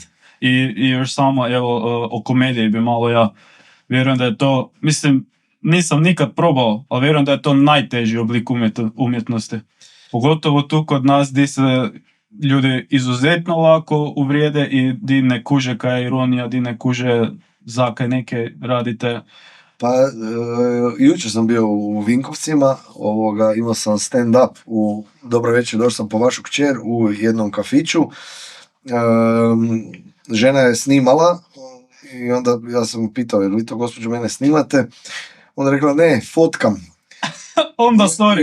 I onda sam se namjestio, na par ovih sam složio, ne, uglavnom... Da, ne kuže ljude, nemojte. I onda sam shvatio da i dalje, da, nemojte snimati predstave, to baš se ne radi, ne volimo to. Uglavnom je, na tebi je onda jednostavno koliko daleko si ti spreman otići u komunikaciji s ljudima. I koja je to vrsta onda komedije, ne? Zapravo ti moraš na takvim nekim situacijama kojih je sve više, doslovno zna se dogoditi predstava gdje ti vidiš za vrijeme predstave upaljenih 20 mobitela kako snimaju. To je izgubi onda predstava smisao. Ja kužim i bendove koji su protiv toga i na velikim festivalima, velikim koncertima. Meni je iskreno, ja nisam jedan od onih koji će snimati koncert, možda ću napraviti jednu fotku ili snimku, ako snimim ću poslat nekom ko trenutno nije sa mnom, ne može biti sa mnom na koncertu, ali da ću ja snimat koncert 15 minuta i doma gledat drugi dan, slušat taj užasno sound na mobitelu, nisi tam. Ja to ne mogu shvatiti nikako. Isto je i s predstavom. Ne mogu shvatiti nikako. Ti umjesto da gledaš, da se smiješ, ti gledaš na mobitel, da li ti je kadar dobar, da li to ima smisla? Nema smisla. Tako da komedija sama po sebi je, ja bih rekao da je teška, nije lako nasmijavati ljude i tu su najglasniji upravo oni koji ne idu na predstave, ne idu u kazalište, oni vele, oni su budale, oni rade budale od sebe, samo se glupiraju, kad ti neko veli, ma to vi sve improvizirate, ne? Znači, poanta je tada na predstavama je doslovno 99% ne improvizacije, a 1% improvizacije, ako je i ima uopće, ali dobra komedija je upravo ona gdje ti vidiš da to netko radi s lakoćom i da se zeza, da je i on gušta u tome, da se igra. Evo ga, Gospon Vinča, na primjer. Vinča, za ovo Gospon, ja mislim da bi sad biti tako... A uopće nema veze jer ga nema. Ne, Vinča je, sad kad si rekao već, postoji nekoliko dečki, cura na sceni koje, znači Alex, Ibara, Vinča, to su ljudi koji jednostavno, ja mislim da trebaš s povećalom tražiti, s onim najvećim povećalom ovoga, ih možeš tražiti na cijelom svijetu možda, pa ne znam da li ćeš ih naći, to je takav suport se događa i toliko pozitivni ljudi da meni je čast da sam rođen u isto vrijeme, da živim s njima u isto vrijeme i mogu se čuti telefonski i vidjeti s njima. Kad god.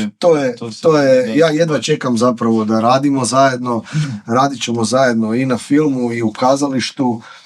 I ovo je ekskluziva, evo ga, da, radit ćemo Kerekeš teatar i Alex i Bara, Kerekeš teatar i Vinča. To je nešto zbog čega me zapravo raduje onak pogled na budućnost, na nove projekte. Aha. Radi takvih ljudi koji cijene svoj poziv, cijene publiku. Publika je zapravo svetinja, publika je iznad svega u našem poslu i zapravo te tjeraju da budeš i ti bolji i da napraviš neke veće stvari. Svaka čast, da. I baš kad se tiče te komedije, znam i dolaziti, ja gledam dosta i strane komičare i jako mi je lijepo vidjeti kad si uzmo nekog s invaliditetom, pogotovo onaj Matt Rife, on je po tome, on fantastičan, ali ljudi ne kuže da se ta osoba osjeća vrhunski jer ga uključio i došla se smijati na svoj račun. Inače, zapitali bi se koliko se ljudi s invaliditetom vole smijati na svoj račun. I onak baš je fantastično to vidjeti, ali me zanima kako bi to u Hrvatskoj prošlo. Kad bi ti sad na dobro večer došao sam po vašu kćer, nekog u kolicima krenuo, ja mislim da bi tu ljudi ne bi to shvatili kao inkluziju, nego baš kao vrijeđanje. To mi je baš onak žao. Pa to je nažalost naša mana. Mi Hrvati smo super, smijemo se sa svih, ironični smo, na portalima najglasniji smo, samo dok se ne radi o meni. I u komentarima. Čim se radi o meni, čim mene netko želi, dok je zdravi humor. Dok se ne razgovaramo o vrijeđanju, to je drugo. Dok se razgovaramo o humoru, pogotovo kad ti dođeš na stand-up ili na predstavu, ako je predstava interaktivna, ako ti sjedneš u prvi red, to je tvoj odabir je taj. Ili si malo prouči na koji ideš stand-up, kakav je taj čovjek, da li ima interakciju s publikom. Znači, to je po meni neki dio domaće zadaće koje je publika, ako se dođe uvrijediti na nastupe, onda nije odradila tu domaću zadaću. Ne? Tako da, mislim da vani je to puno slobodnije i vidim, ja isto pratim jako puno i stand-up komičara, njihove kratke klipove, gdje se događa zapravo doslovno katarza ljudskosti. Događa se to da ljudi koji su ili u kolicima slijepi dobivaju takve fore na svoj račun, i baš se smije. A njihov osmijeh je duplo veći od ovog čovjeka koji sjedi pokraj njega. Jako interesantno. Baš je, mi i u Scenoteci mi surađujemo sa kazalištem Novi život, kazalište slijepih i slabovidnih. I ja ću reći da gospon Vojo, voditelj kazališta ovoga, on me prvi dan me već kupio, znači odmah jednostavno na svoj račun, ja kažem dajte da okrenem rundu, da platim, ne, kaže ajde može, ja ću isto prvi put kad se vidimo. Znači, odlične fore baci. Kaže, nisam vas dugo vidio, pa ja tebe nisam nikad. Uglavnom, to je jednostavno To je to. toliko zdrav humor di tebi popravi dan, di shvatiš i kroz njegov humor shvatiš da koje ja zapravo probleme imam. Nemam ih. Tako da, hvala Bogu na takvim ljudima koji humor na svoj račun percipiraju na zdrav način. Da, i koliko je kompliciranije zapravo organizirati event ili bilo kaj. Evo čisti primjer, igrao si za malo Nives, mi smo isto radili tu u Goričanu auto show, i onak da skratim priču, zovem toj i pita me kolegica, ćemo uzeti i za invalide. Znači onak, uopće mi nije, kužiš me? Normalno da ćemo uzeti, ali fora, gle, 20 eura je bio običan, za invalide je 40 eura. Da. Naravno, veći je, više je materijala, logistički ga je teže. Ali da, za invalide bilo bi možda dobro da je 10 eura. Recimo, i odmah ti ide po glavi, dobro, prilaz je šoder, kak će se ljudi znači toliko je to i žalosno je da uopće moraš o tom razmišljati, da nije svugdje to već setirano, da možda i onaj kog zoveš i daješ narudžbenicu, treba nam za to i to, pa možda da i on predloži. Upravo to. Ili evo, uzimaš 4 to i to, a 5 vam je ovaj za invalide, vam je gratis. To bi bilo super. Zanimljivo, ne? Ali to možda za 100 godina, znaš, sad imamo važnijih posla sad imamo. Sad su ti ovi saborski zastupnici sa kalašnikovima i to, pusti sad to i to. Opće ne volim ići to gledati, nije mi jasno. Meni je to super, meni inspiraciju dobim inspiraciju, snimimo video u 5 minuta i dobiš milijunske preglede. Ne, ti si strašan. To je najljepši dio posla. Prvi put kad sam vidio sorry suseda, nek samo rokaju dalje, nek imaju što više oružja doma, neka imaju, neka pucaju po selu, meni je to odlično, ja baš jedva čekam novi video njihov. Svaka čast. Evo, idemo u kraju, ja ne budem te ja još dugo, ali još par stvari koje me jako zanima. Briga o sebi. Neću te postaviti ono pitanje. Kratki odgovor. Koji te svi pitaju kad ti spavaš, jer moraš spavat, ali stvarno, prošli smo sve, čuli smo kaj sve radiš. Kako brineš o sebi? Znači, osim kaj, pretpostavljam, alkohol te ubija, ne piješ, paziš kaj jedeš, vježbaš, kaj radiš? Pa, sad sam... S današnjim danom, 28. Sam 2 mjeseca bezalkoholni. Svaka čast. Znači,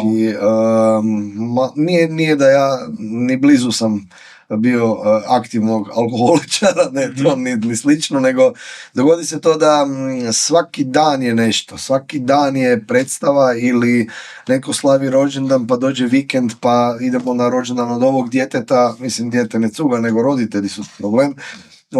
Pa daj popi pivicu, hoćemo tu pivicu, i jednostavno popiješ jednu pivicu, ali ti nakon te predstave, nakon te jedne pivice moraš voziti. I tu mi se dogodilo već par puta da sam premoren i da sam umoran. A baš ubija, iscrpljen, i jednostavno sam rekao idem biti bez alkohola koliko mogu. Kad se dogodi neki rođendan gdje ja želim, popiću si normalno ako hoću čašu nečega, nazdraviti s nekim ko je dobio dijete, takve stvari mi neće biti problem, ali doslovno tu gdje sad mogu, da li bi popio, ne znam, pola litre pive, ja popijem si hidru ili popijem neku kolu, nešto. Ili kavu, makar ili kavu, jednostavno, ono kaj znam, sam siguran, nedostaje mi sna. Zapravo kad se naspavam, sam onda najbolji. Ovak, sve ovo ili kava ili supradin si otopiš pa kao imaš ti sad neke energije, zapravo ne, baš treba naspavat se. Nekad mi je dobro onak leći na 20 minuta, popodne neki power nap. Znači to.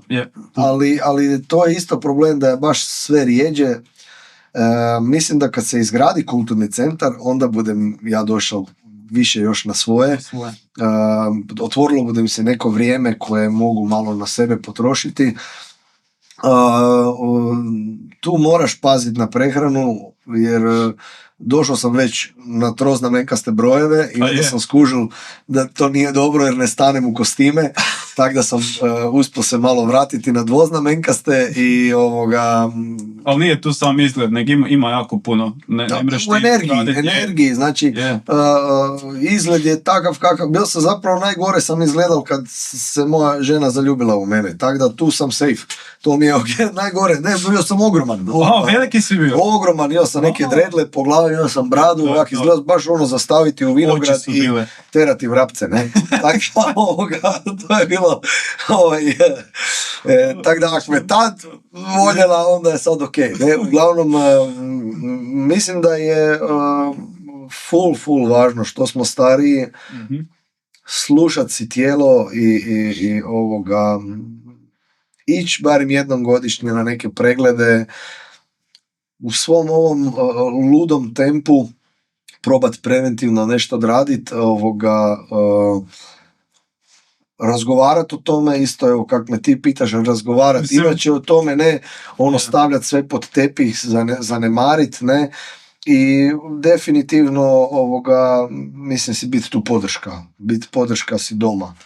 Ne, jer mislim da svi mi koji nemamo brzi metabolizam, koji nismo mogu pojest kruha danas koliko god želim, nego moraš paziti jako kaj se jede, kojim količinama se jede, kaj se pije, i ja sam taj koji dugo to nije brinuo o tome, niti sam sad savršen primjer toga, ne stignem uopće ići vježbat, teretanu, trčat, ne stignem, htio bi da stignem, ali bojim se da ako ću trčat negdje na večer, kada dođem nakon predstave, recimo jučer oko 2:15, da ću zaspat negdje kod susjeda ili susjede i bit će sumnjivo to i uglavnom cijelo susjedstvo će otići u krivo, tako da i ja ću potruditi se prvo napraviti neke druge stvari koje se zacrtao, a onda ću si uzeti sigurno novo vrijeme pronaći za sebe. Ne, svaka čast. Pitam baš zato jer dosta nas gledaju i drugi roditelji djece s poteškoćama u razvoju i svi smo premoreni i treba baš paziti i baš da neki praktičan savjet, i to je definitivno najbolji savjet sna, ali ako imate recimo Petra koji se budi u 2, u 3, pa onda u 5 malo pa se gledamo. Znači on isto ide trčat. To ti je, ne? I onda se gledamo, ali taj power nap, kao što baš mi je drago da si ga spomenuo, bitno je onako naspavat se tvrdo, meni je dosta i 2 sata nekad, baš mi je dosta, ali taj san, ne alkohol, ja sam isto bilo je dnevno pivo, kad je pivo, ali tek kad 2 tjedna, ja sam isto sad 30 dana, tek kad 2 tjedna ne piješ, onda vidiš di si zapravo i koliko zapravo imaš. Koliko ti je uzelo energije, da. Je. I naravno, pazit kaj jesti, ne skupa s djecom, bombone i to, čuvajte se, ne? Dobro, ne. Mislim da san i oni koji imaju i malu djecu i koji imaju normalnu djecu s poteškoćama, jednostavno je, ja mislim to, tu sam rekao za to support, biti si podrška. I razgovarati o tome. Biti si podrška, podržavati, pogotovo kad postanete roditelji, podržavajte svoje žene, budite tu. Oni koji, muškarci koji ne razumiju svoje žene, koji ih ne pokušavaju shvatiti, koji ih žele mijenjati, oni koji kleče na trgovima i to žele mijenjati, to smo isto se toga dotakli. Ja mislim da je to sve povezano. Idite klečati pred svoju ženu zapravo. Idite nju moliti da se promijeni. Žene su po meni te koje su puno snažnije od nas i puno su važnije od nas. Tak ću reći. Ja doma imam u svojoj kući 2 žene koje mene odgajaju dan danas, koje mene hrane sa snagom, sa energijom i zapravo često su one inspiracija zašto ti radiš nešto bolje, jače, više i Bez žena mi bismo tu dugo još razgovarali, ali o puno manje lijepih i važnih stvari. Je, teško ljudima objasniti. Baš mi je drago da si to spomenuo. Zbog njih radiš kvalitetnije, intenzivnije, makar zvuči onak čudno, pa da onda bude rađe s njima, ne? Ako ih već toliko, ali teško je to objasniti. Samo one znaju zašto to radiš. Samo baš. One znaju zašto to sad baš moraš napraviti. I zbog toga ti što više radiš, to znaju da mislim da se više samo svi cijenimo u toj kući. Pod tim istim krovom i to je kak da kažem, doći će vrijeme kad će se stvari okretati u našu korist na način, u korist obitelji, mislim da smo svi više zajedno i ima takvih trenutaka i treba ih biti, međutim ja vjerujem da svaki period života ima svoje stvari koje moraju se dogoditi. Sad se mora to dogoditi jer ja se ne zamišljam u ovom tempu rada za 10 godina. Nema šanse. Kad ću imat 48-50 godina, ne znam, ne zamišljam se u ovom tempu rada, ne zamišljam se da imam mjesečno 25 predstava, jednostavno radit ću nešto drugo, onda ti neko kaže da, ali ti onda kćer ti više neće imati 5 godina, neće imati 5 godina. Neće imati 5 godina, ali će tad kćer za 10 godina kao tineđerka vjerujem da će biti ponosna na ove stvari i na ovaj razgovor će biti ponosna i bit će ponosna na jednostavno, evo ga, mislim da će i to pomoći u odgoju, da i ona bude bolja osoba. Ne? Sigurno. I evo, na kraju smo još samo 2 stvari. Vitrina je puna nagrada, ali ego je pod kontrolom. Kako to uspjeva? Kak mislim, ja sam si tu zlistao nagrade, neću ih sad čitati, ću ih dolje, ali kako ostati stvarno, kak ego držati pod kontrolom, jer vjerujem da hoće isplivati svako malo. Pa mislim da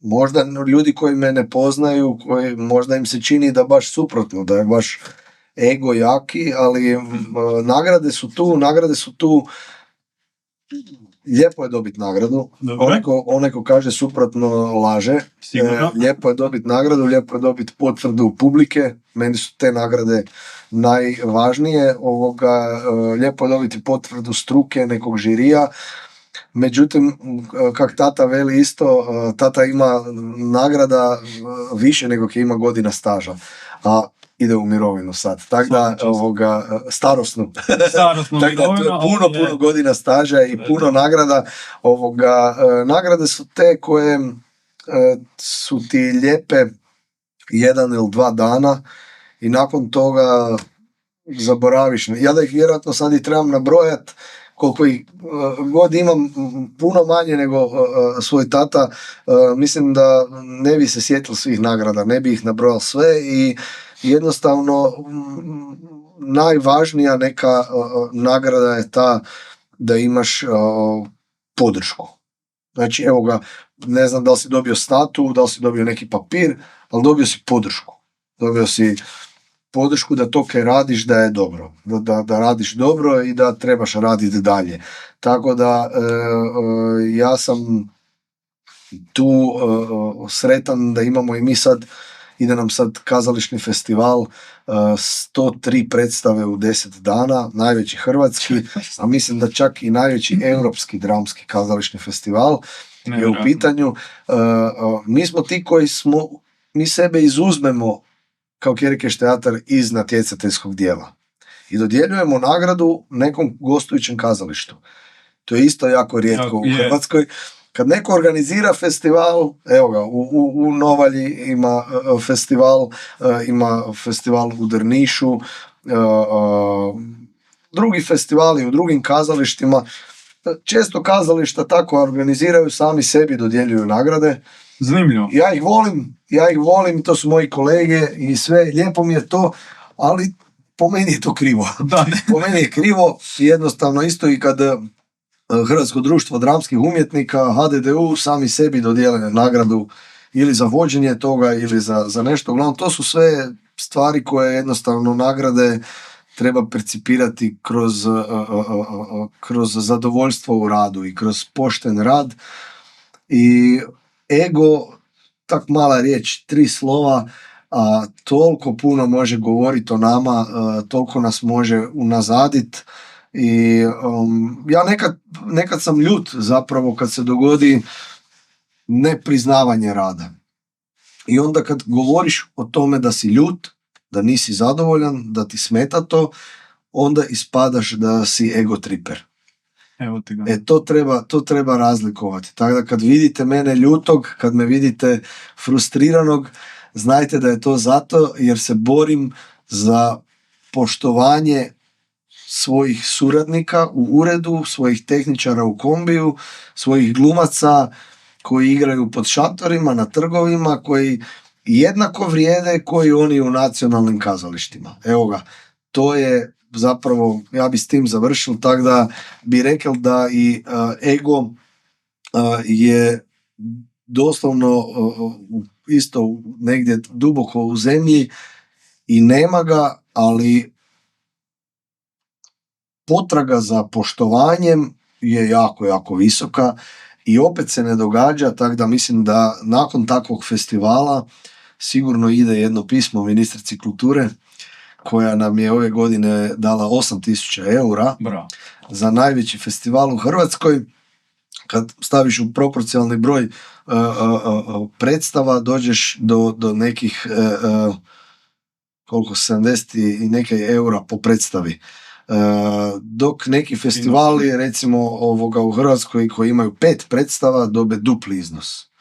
Tako da sve su to nelogičnosti s kojima se ja ko čovjek se bavim i bavit ću se tak dugo dok bar neki dio toga ne ispravim. I kako smo krenuli i sa odnosom prema donacijskim predstavama, prema humanitarnim akcijama, prema fondu koji ne postoji u Hrvatskoj, mislim da je jednako tako stanje i u kulturi našoj, gdje se podržavaju ljudi koji manje rade, koji se manje trude, ti budu nagrađeni za svoj nerad, ili oni koji jednostavno žive na državnim jaslama i koje baš briga za Petra. Evo ga, koliko nacionalnih kazališta se javilo da bi pomoglo Petru. Poslije tebe, odmah. Petru, Nives, ne znam, Loreni, nisam pratio. Katarini, Lavi, ne znam ko se uključio, ne?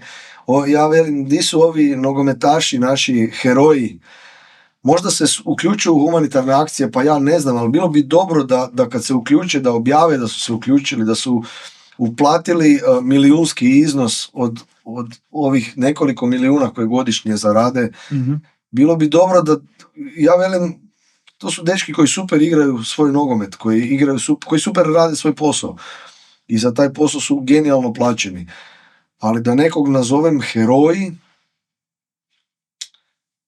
ti ljudi trebaju onda se skupiti ko ekipa i izgraditi jednu ulicu u Sisku ili u Petrinji nakon potresa i nek se zove Vatrena ulica. Mm-hmm. Onda budem rekao, to su heroji. Viš koja je ideja? Daj mi za kraj, molim te, Jan, reci kaj imate u najave, idete svirat? U 4. mjesecu svirate u Zagrebu? Vidimo se 18.4. u Vintage-u. To bomo probali dojti. U Zagrebu vidimo se 25.4. u Rogozu, u Varaždinu. 17.4. smo u A3 u Kninu. Mm-hmm. I evo, počeli smo sad dogovarati malo ljetne stvari, ljetne festivale, možda još neka turneja se dogodi na jesen, to bi meni bilo jako drago, da možemo možda tjedan dana još u inozemstvo otići za svirat. I radimo novu pjesmu Different, powered by Josip Novak. Vi što mi nije rekao? Je, nova stvar.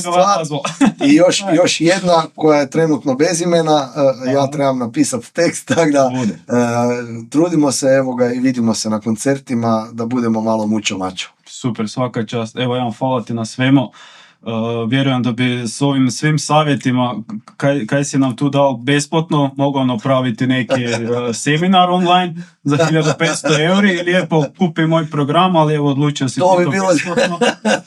Odlučio si na to dati, evo na tomu ti baš hvala i na tvom vremenu ti hvala. Meni je bilo... I želim ti sreću dalje. Meni je, Buras, bilo jako lijepo, jako predivno i nastavili budemo dalje se čut, podržavati, tu smo si. Ja se nadam. I za Petra i za sve ove divne ljude, divnu djecu koju smo podržali, podržavat ćemo i dalje. I ljudi, ovo je prvi podcast. Prvi, number one. Prvi podcast, znači zapamtimo si ovo, vidite, ovo si zapamtimo si ovog čovjeka, subscribe, share, follow, like, sve te stvari koje su i mene već pregazile, koje ne znamo, ali ovo je drugačija stvar, drugačije od svega što smo snimili do sad i evo ga, ovo je moja direktna molba da nisam jedini, molim vas, koji bude šerao ovo. Hvala vam lijepa. Hvala Jan. Hvala te, evo kat.